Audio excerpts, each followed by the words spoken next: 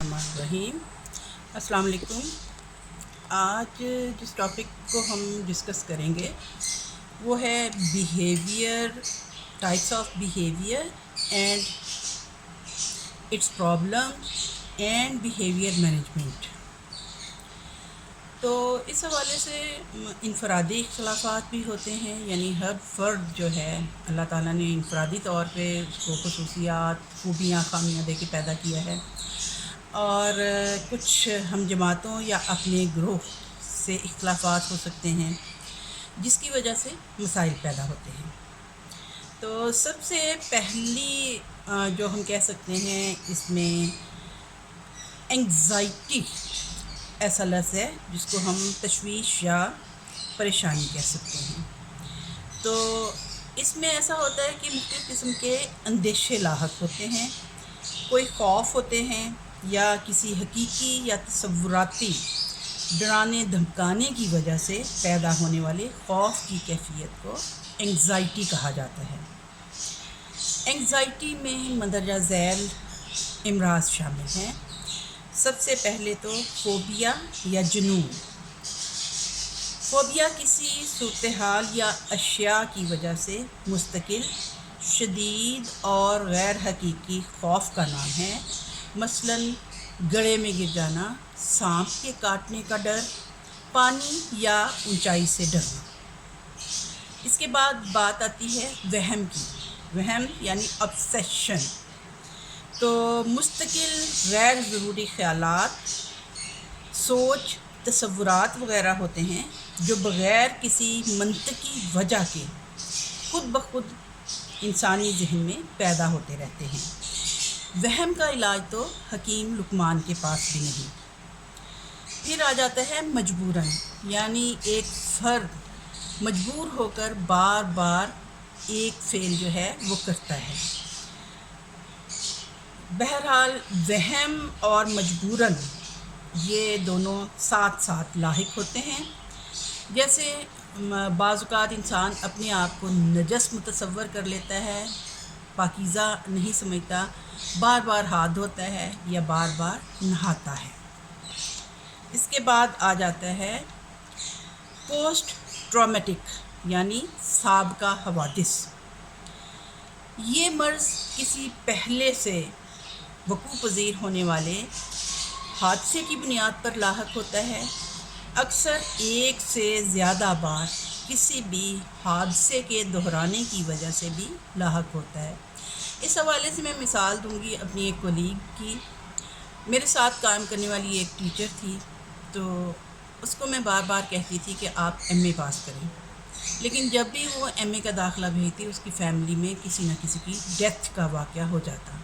उसके वालिद साहब, उसकी वालदा, उसकी भाभी, उसकी बहनोई, यानी मुख्तलिफ़ अफराद की डेथ की वजह से वो इस ट्रॉमा का शिकार हो गई कि मैं एमए कर ही नहीं सकती, इसलिए कि मैं जब भी एडमिशन भेजती हूँ मेरे ख़ानदान में किसी ना किसी का इंतकाल हो जाता है। बेजा खौफ व हरास यानी पैनिक हो जाना। इसमें शदीद किस्म के दौरे पड़ते हैं और जिस्मानी अलामात, मसलन दहशत के हमले, जिस्म का अकड़ जाना, सांस लेने में दुश्वारी आना और ठंडे पसीने आना शामिल है। फिर ये है कि जनरलाइज्ड एंग्ज़ाइटी यानी अमूमी परेशानी। अफराद बग़ैर किसी मखसूस वाक़े या सूरत हाल के अपने आप को तकलीफ़ में महसूस करते हैं। जारियत यानी एग्रेशन। इससे मुराद ऐसा रवैया है जिसमें जानबूझकर किसी फ़र्द या चीज़ को नुकसान पहुंचाने की कोशिश की जाती है, तशद्दुद किया जाता है दूसरों पर, अफराद या इमलाक के ख़िलाफ़ तख़रीबी कार्रवाइयाँ की जाती हैं, दो बदो मुकाबला करते हैं, ज़ुबानी हमले करते हैं, दुश्मनी के इजहार में छोटा मोटा जिस्मानी नुकसान पहुंचाने की कोशिश की जाती है। और हत्ता के आप देख सकते हैं, इसकी मिसाल हम यूँ देते हैं कि टीवी पर तशद्दुद से भरपूर प्रोग्राम जब देखते हैं तो بچوں اور نابالغوں کے جو کچے ذہن ہیں اس سے متاثر ہو جاتے ہیں، ان میں تباہی پیدا ہوتی ہے، اور اس طرح سے جاریت کو فروغ ملتا ہے، اور نامرادی اور ذاتی احتساب، منفی قسم کا احتساب اور بے عزتی جیسے احساسات جنم لیتے ہیں۔ پھر ہے فرسٹریشن، احساس محرومی۔ کسی تحریک کے پیدا ہونے کے بعد اگر اس کے راستے میں رکاوٹ آ جائے اور اس طرح اس تحریک کا انتہا تک پہنچنا ناممکن ہو جائے۔ تحریک سے مراد یہ ہے کہ ذہن میں کوئی خیال آنا، کوئی کام کرنے کے حوالے سے سوچنا، اور جب اس کام کو پایہ تکمیل تک نہ پہنچایا جائے تو ایسی صورتحال کو احساس محرومی یا نامرادی کا نام دیا جاتا ہے۔ یہ داخلی یا خارجی اسباب سے پیدا ہوتی ہے۔ مثال کے طور پہ اعلیٰ تعلیم میں رکاوٹ، مفلسی اور مالی معاملات تو خارجی سبب ہوں گے، لیکن اپنی قابلیت کے محدود ہونے کی وجہ سے داخلے میں محرومی جو ہے وہ داخلی محرومی کہلاتی ہے۔ بعض اوقات خارجی اور داخلی اسباب مشترکہ طور پر احساس محرومی کا باعث بنتے ہیں۔ مثلاً جسمانی معذوری کی بنیاد پر معاشرے کا فعال کارکن نہ ہو سکنا، اس پر جسمانی معذوری کو بہت زیادہ محسوس کرتا ہے، تو دونوں داخلی اور خارجی اسباب اس میں شامل ہوتے ہیں۔ بچے چیخ چلا کر اپنی خواہشات کو پورا کرنے کے لیے کوشش کرتے ہیں، اور اگر ان کے چیخنے چلانے کی پرواہ نہ کی جائے تو وہ اس صورتحال سے مطابقت پیدا کر لیتے ہیں۔ بصورت دیگر وہ اپنی خواہشات پوری کرنے کے لیے چیخنے چلانے کو بنیادی گرز سمجھ لیتے ہیں، اور ہر موقع پہ وہ یہ چاہتے ہیں کہ وہ جو بھی ضد کریں، جو بھی خواہش کریں، اگر وہ پوری نہ ہو تو وہ چیخیں چلائیں گے تاکہ والدین پریشان ہو کر ان کی خواہشات کا احترام کریں۔ نامرادی شدید قسم کی ہو تو کام کی استعداد بہتر بھی ہو سکتی ہے۔ بعض اوقات کہتے ہیں کہ ناکامی کامیابی کا زینہ ہے، یعنی اگر ایک دفعہ کامیاب نہ ہو سکیں، آپ اس کی مثال یوں لیتے ہیں کہ میڈیکل کے اسٹوڈنٹس جب میڈیکل میں ایڈمیشن لینے کے لیے کوشش کرتے ہیں تو پہلی دفعہ اگر وہ انٹری ٹیسٹ میں ناکام ہو جاتے ہیں تو دوسری دفعہ وہ بھرپور طریقے سے کوشش کرتے ہیں اور زیادہ بہتر کارکردگی کا مظاہرہ کرتے ہوئے شاندار مارکس لے کے وہ میڈیکل میں ایڈمیشن لے سکتے ہیں۔ اب بعض اوقات یہ ہوتا ہے کہ جب بچے کی نامرادی جو ہے وہ شدید قسم کی ہو تو وہ جارحانہ کارروائیوں پر بھی اتر آتے ہیں، جو دوسروں کے خلاف بھی ہو سکتی ہیں۔ مثال کے طور پہ دوسروں سے چھیننا، جھپٹنا، لڑنا، جھگڑنا، اور بعض اوقات وہ خود کو بھی نقصان پہنچا لیتے ہیں۔ مثال کے طور پر خودکشی کی کوشش کرنا، اپنے آپ کو زخمی کر لینا، کسی حادثے کا شکار کر لینا، اور اس طرح سے وہ اپنی ذات کو نقصان پہنچا کر تسکین محسوس کرتے ہیں۔ اب ان تمام باتوں کا حل کیا ہے؟ ہم ان معاملات کو کیسے حل کر سکتے ہیں؟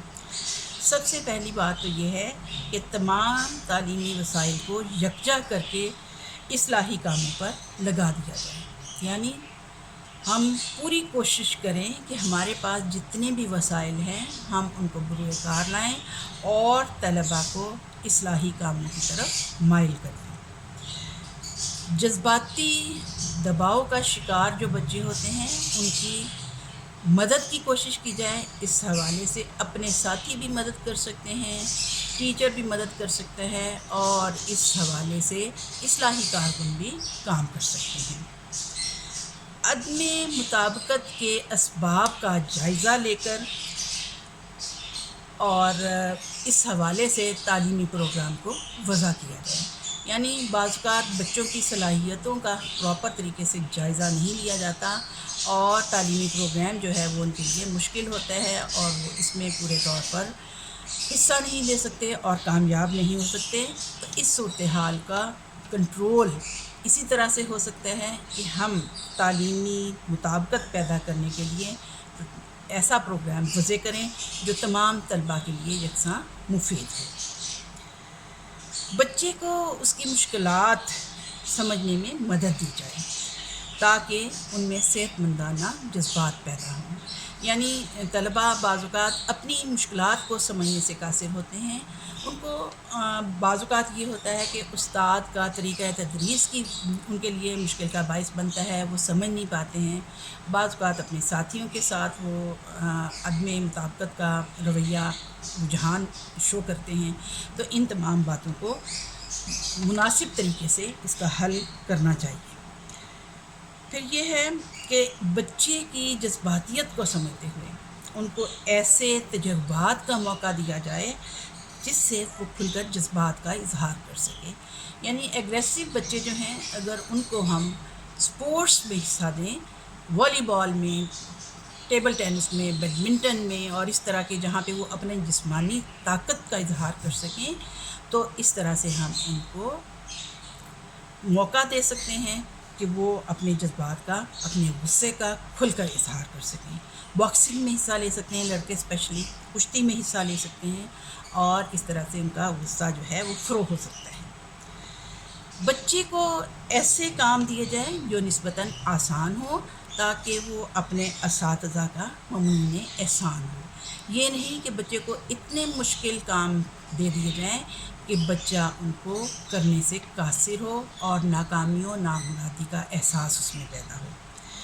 پھر یہ ہے کہ بچے کی مستقل حوصلہ افزائی کی جائے تاکہ وہ اپنے تصور ذات کی دوبارہ تعمیر کر کے اپنا معاشرتی وقار اور معاشرتی مطابقت حاصل کر سکیں۔ یعنی بچوں کو پریشان نہ کیا جائے، بچوں کو نیگیٹو ریمارکس نہ دیے جائیں، بلکہ پازیٹیولی ان کی حوصلہ افزائی کی جائے تاکہ وہ بہتر انداز میں اپنے ذات کا احساس کر سکیں، اپنے آپ کو معاشرے کا مفید کارکن ثابت کر سکیں۔ Okay, thank you.